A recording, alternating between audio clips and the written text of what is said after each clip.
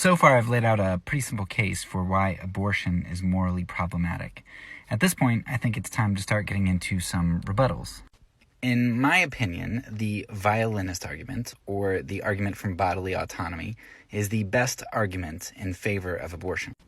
The argument is best given in an analogy.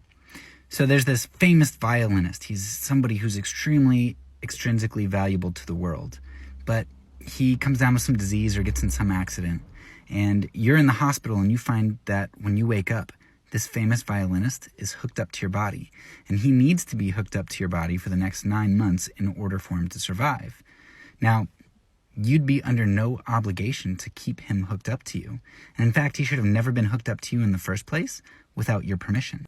Now, if you choose to keep him hooked up to you, that's very altruistic, but you are not obligated, even if that means that he dies. This argument is powerful because it doesn't deny the intrinsic value of a human being, and it also doesn't deny the biological fact that, an embryo is a living human being.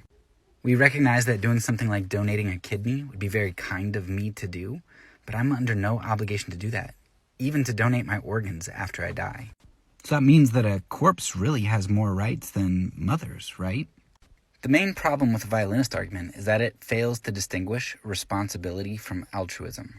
I had a pro-abortion friend once tell me that failing to allow for abortion is like saying to somebody, hey, when you went out and drove on the road, you knew what you were getting into, so if you get in a car accident, you're all on your own, we're not going to help you.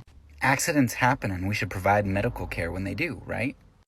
But abortion would be more akin to getting in a car accident and hurting somebody else, and then saying, you know what, I brought this other party into the equation by injuring them, even if it was a complete accident.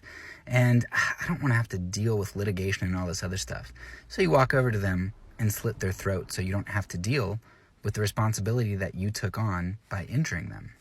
Putting cases of rape to the side, which are a small percentage of pregnancies and abortions, we have to understand that whether it's an accident or not, one taking on the risk of sex and getting pregnant, it brings a third party into the scenario, and therefore you're responsible for what happens next.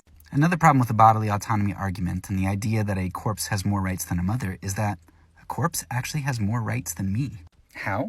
Well, I can't donate my heart or my liver right now because that would kill me.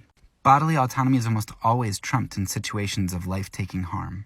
There's a whole lot more I would love to expound on, but can't in this short space, so please check out the full episode for more.